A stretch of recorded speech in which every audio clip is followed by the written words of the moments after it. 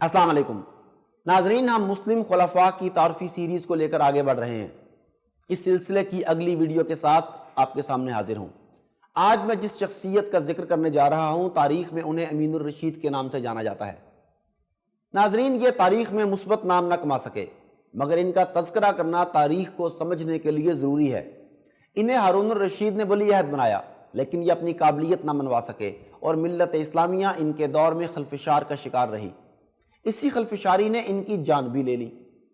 ناظرین، محمد امین بن ہارون عباسی زبیدہ خاتون کے وطن سے پیدا ہوئے تھے۔ امین اور مامون تقریباً دونوں ہم عمر تھے۔ ہارون الرشید نے اپنے بعد امین کو تخت خلافت کا وارث مقرر کیا، لیکن ساتھ ہی مامون کو خراسان اور ارد گرد کے ممالک مشرقیہ کا مستقل حاکم بنا کر امین کو وصیت کی تھی کہ مامون کو خراسان کی حکومت سے معزول نہ کرے، اور مامون کو نصیحت کی تھی کہ امین کی اطاعت سے انکار نہ کرے۔ گویا ہارون نے خود ملت اسلامیہ کو دو حصوں میں تقسیم کر دیا تھا، اور یہی ہارون کی سب سے بڑی سیاسی غلطی تھی۔ طوس میں جب ہارون الرشید کا انتقال ہوا تو مامون مرو اور امین بغداد میں تھا۔ صالح ہارون الرشید کے ہمراہ تھا۔ ہارون کی وفات سے اگلے دن طوس میں ہارون کے لشکر اور موجودہ سرداروں نے امین کی خلافت پر نیابتاً صالح کے ہاتھ پر بیعت کی، اور محکمہ ڈاک کے افسر حمویہ نے فوراً اپنے نائب کو جو بغداد میں تھا اس واقعے کی اطلاع دی۔ چنانچہ اسی نے فوراً امین کو ہارون الرشید کے مرنے اور اس کے خلیفہ تسلیم ہونے کی خبر سنائی۔ صالح بن ہارون الرشید نے بھی اپنے بھائی امین کی خدمت میں اس واقعے کو لکھا اور خلافت کی مبارکباد دی، اور ساتھ ہی خلافت کی مہر، عصا اور چادر بھیج دی۔ ان ایام میں ہارون الرشید کی بیوی اور امین کی ماں زبیدہ خاتون شہر رقہ میں تھی۔ خزانہ اسی کے پاس تھا۔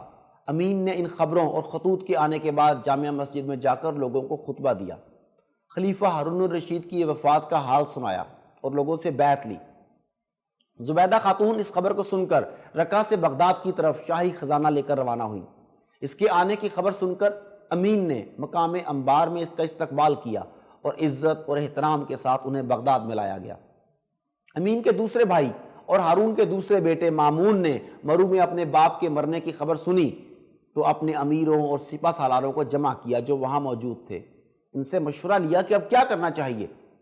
ان امیروں اور سپہ سالاروں میں عبداللہ بن مالک، یحییٰ بن معاذ، شبیب بن حمید، علامہ حاجب، عباس بن زبیر، ایوب بن ابی سمیر، عبد الرحمن بن عبد الملک بن صالح، فضل بن سہل، یہ سب قابل تذکرہ تھے۔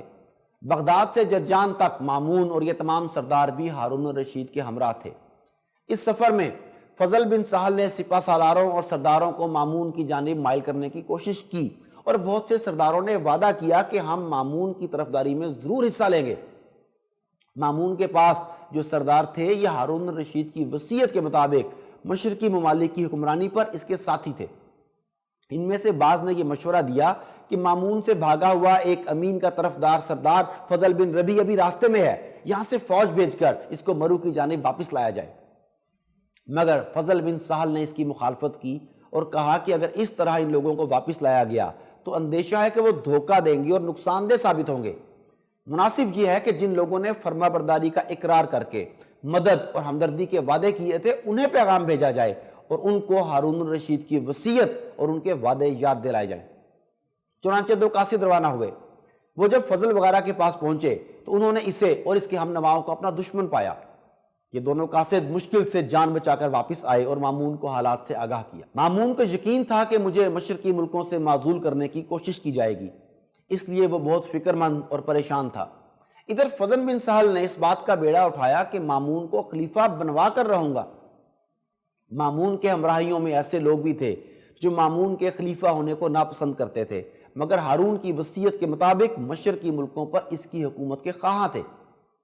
لیکن فضل بن سہل اور اس کے ہم خیال لوگ امین کی خلافت کو ناپسند کرتے تھے اور مامون ہی کو خلیفہ بنانے کے خواہاں تھے۔ فضل بن سہل کا باپ سہل ایک نو مسلم مجوسی تھا جو ہارون الرشید کے زمانہ میں مسلمان ہوا تھا۔ ہارون ہی نے اس کے بیٹے فضل کو مامون کا کاتب مقرر کیا تھا۔ مجوسی نسل ہونے کی وجہ سے وہ مامون کو خلیفہ مقرر کرنا چاہتا تھا۔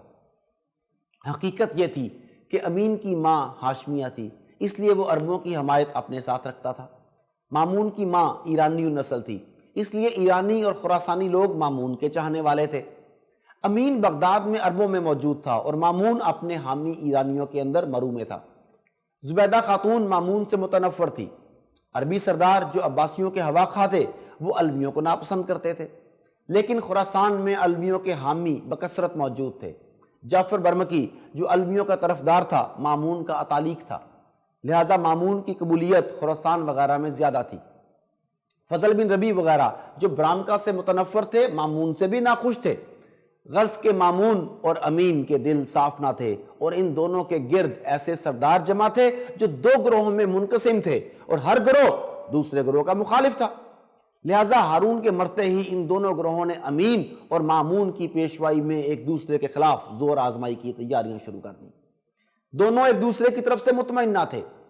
مامون نے اہل خراسان کی تالیف قبول کے لیے خراسان کا 1/4 خراج معاف کر دیا اور خراسانی سرداروں سے ترقی اور قدردانی کے بڑے بڑے وعدے کیے۔ اہل ایران خوش ہو کر کہتے تھے کہ مامون الرشید ہمارا ہمشیر زادہ ہے، وہ ضرور ہمارے مرتبے اور اقتدار کو بڑھائے گا۔ ادھر مامون نے مرو کے علماء اور فقہا کو بلا کر کہا کہ آپ لوگ خطبات کے ذریعے ماحول سازگار رکھیں۔ ان تمام حالات کے موجود ہوتے ہوئے مامون الرشید نے سب سے بڑی عقل مندی یہ کی کہ امین الرشید کی خدمت میں مؤدبانہ عرضی لکھ کر بھیجی اور تحفے تحائف روانہ کر کے اپنی نیاز مندی اور فرما برداری کا یقین دلانے کی کوشش کی۔ اگر خلیفہ امین الرشید کی طرف سے حکمت سے کام لیا جاتا اور پھر اگر ہارون الرشید کی طرف سے ناجائز حرکات کا ظہور ہوتا تو وہی ملزم قرار پا کر اہل عالم کی نگاہوں میں مطعون اور بدنام ہوتا، شاید اس کو کامیابی بھی حاصل نہ ہوتی۔ لیکن فضل بن ربیع اور دوسرے مشیر امین کے لیے اچھے مشیر ثابت نہ ہوئے اور امین نے کوئی دانائی نہ دکھائی، بلکہ اس نے اپنے کاموں سے بہت جلد لوگوں کو یقین دلا دیا کہ وہ ہارون الرشید کے تخت کو سنبھالنے کی قابلیت نہیں رکھتا۔ اس نے تخت خلافت پر قدم رکھتے ہی پہلی غلطی یہ کی کہ اپنے بھائی قاسم یعنی مؤتمن کو جزیرہ کی حکومت سے معزول کر کے اس کے پاس صرف کنسرین اور عواصم کا صوبہ باقی رکھا۔ جزیرہ کی حکومت پر اپنی طرف سے خزیمہ بن خازم کو مامور کر کے بھیج دیا۔ اسی سال یعنی اپنی خلافت کے ابتدائی ایام میں اس نے فضل بن ربیع کے مشورے سے مامون کو ولی عہدی سے معزول کر کے اپنے بیٹے موسیٰ بن امین کو ولی عہد بنانا چاہا اور مامون کو خود مخالفت کا موقع دے دیا۔ جس زمانے میں ہارون الرشید خراسان جا رہا تھا تو اس نے یہ اعلان کر دیا تھا کہ یہ لشکر اور تمام سامان مامون الرشید کے پاس خراسان میں رہے گا اور مامون ہی اس کا مالک ہے۔ لیکن فضل بن ربیع تمام سامان اور تمام لشکر کو جو ہارون کی وفات کے وقت طوس میں موجود تھا لے کر بغداد کی طرف چل دیا اور اس طرح مامون کو بہت کمزور کر گیا۔ اس لیے فضل بن ربیع کو یہ اندیشہ پیدا ہوا کہ اگر امین کے بعد مامون خلیفہ ہو گیا تو جلد ہی وہ تخت خلافت پر بھی پہنچ جائے گا تو پھر یقیناً میرے ساتھ برا سلوک کرے گا۔ لہٰذا اس نے کوشش کی کہ مامون کو ولی عہدی سے معزول کروا دیا جائے۔ یہی خطرہ علی بن عیسیٰ سابق گورنر خراسان کو بھی تھا، لہٰذا اس نے بھی فضل بن ربیع کے اس مشورے کی تائید کی اور امین کو مامون کی معزولی پر آمادہ کر دیا۔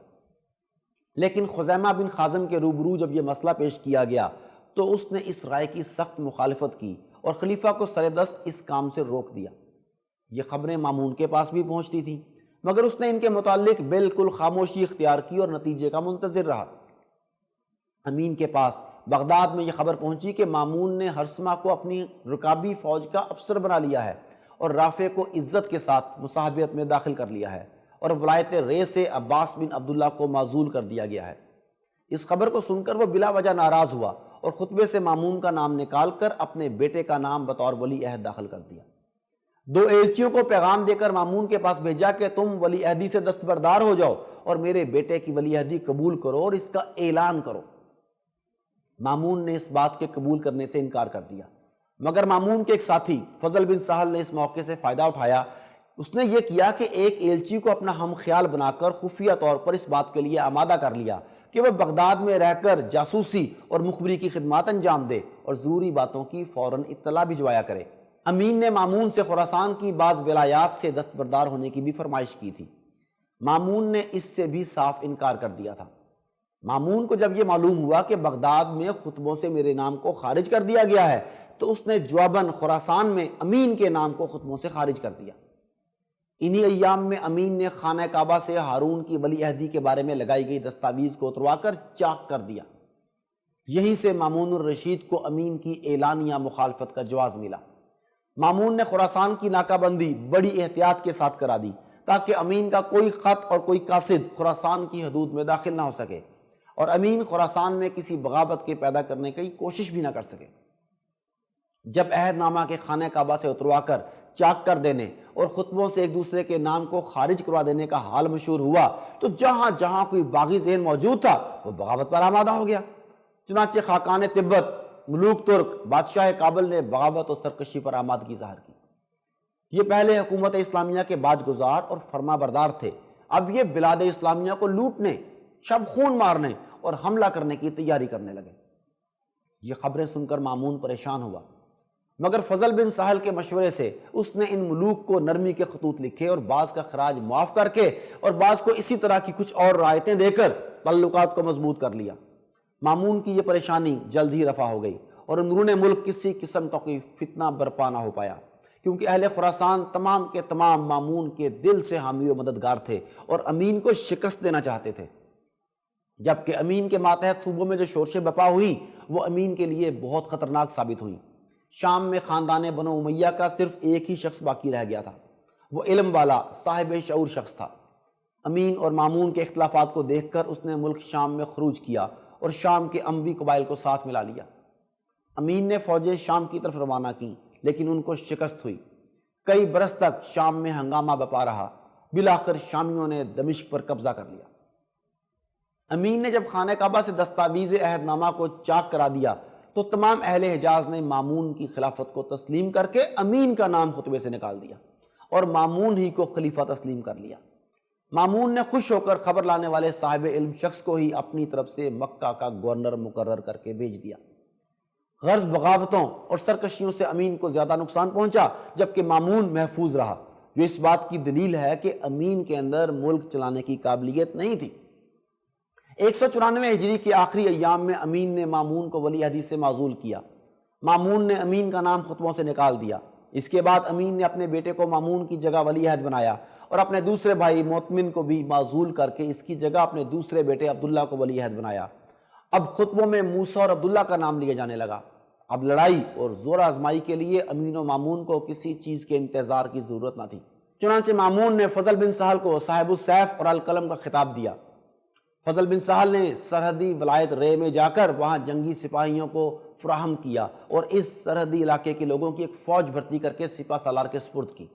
اس کے بعد امین کے ہر ایک لشکر کو مامون کے سپہ سالاروں کے مقابلے میں شکست پر شکست ہوتی رہی اور مامون کے دو زبردست سپہ سالار طاہر بن حسین اور حرثمہ بن عین بغداد کی طرف دو اطراف سے بڑھتے چلے گئے۔ امین کی خلافت صرف بغداد اور گرد و نواح تک محدود ہو گئی تھی۔ مسلسل ناکامیوں کے بعد امین کے لیے نہایت ہی نازک اور خطرناک زمانہ شروع ہو گیا۔ مامون کے فوجی کمانڈروں نے بغداد کا محاصرہ کر کے اہل بغداد پر عرصہ حیات تنگ کر دیا۔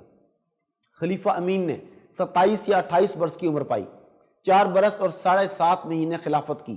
یہ تمام زمانہ فتنہ و فساد اور خون ریزی میں گزرا، ہزارہا مسلمانوں کا خون بلا وجہ بہایا گیا۔ امین کا عہد خلافت عالم اسلام کے لیے مصیبت اور نحوست کا زمانہ تھا۔ امین اگرچہ نحو و ادب میں دسترس رکھتا تھا اور اچھے شعر کہتا تھا، اہل علم کا قدردان بھی تھا، مگر عیش و عشرت کی طرف مائل ہونے اور سلطنت کے اہم امور سر انجام دینے کے قابل نہ ہونے کی وجہ سے نااہل نکلا۔ اگر ذرا غور سے دیکھا جائے تو ان تمام عالم اسلام کے مصائب اور تمام نقصانات کا سبب ہارون الرشید کا فیصلہ تھا۔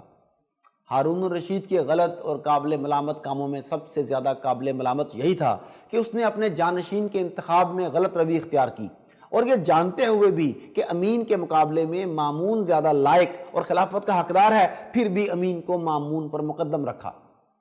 ہارون کی طرف سے یہ عذر پیش کیا جا سکتا ہے کہ امین نجیب الطرفین تھا، خالص ہاشمی تھا، لیکن مامون کی ماں مجوسی نسل تھی، اس لیے مامون سے اندیشہ تھا کہ وہ عربی عنصر کو زیادہ کمزور کر کے ایرانیوں کے اقتدار کو قوت دے گا، لہٰذا اس نے امین کو اس لیے اپنا جانشین منتخب کیا تھا کہ وہ خالص ہاشمی اور عربی نسل ہونے کی وجہ سے ہارون الرشید کی ایرانیوں کا زور توڑنے کی پالیسی کو پایہ تکمیل تک پہنچائے گا۔ مگر جو بھی ہو، اس پالیسی کے کامیاب بنانے کے لیے امین کا دل اور دماغ موزوں نہ تھے اور ہارون کو اس بات کا بخوبی اندازہ تھا، کیونکہ اپنے آخری ایام میں وہ مامون کی قابلیت اور امین کی نااہلیت سے بخوبی واقف ہو چکا تھا۔ اگر اور بھی زیادہ گہری نظر سے دیکھا جائے تو ہارون الرشید کی بھی کوئی خطا نہیں تھی، بلکہ شروع ہی سے عباسیوں نے جو طرز عمل اختیار کیا تھا اس کا لازمی نتیجہ یہی تھا جو ظہور میں آیا۔ عباسیوں نے اول اہل خراسان کو حصول مقصد کا ذریعہ بنا کر عربوں کی مخالفت کی اور عربوں کے اثر اور اقتدار کے مٹانے میں ساری طاقت صرف کر کے خراسانیوں کو طاقتور بنایا۔ جن لوگوں کو شروع میں بنو امیہ کے خلاف عربوں کے قتل پر آمادہ کیا گیا تھا وہی اب عباسیوں کے لیے موجب مشکلات بن گئے۔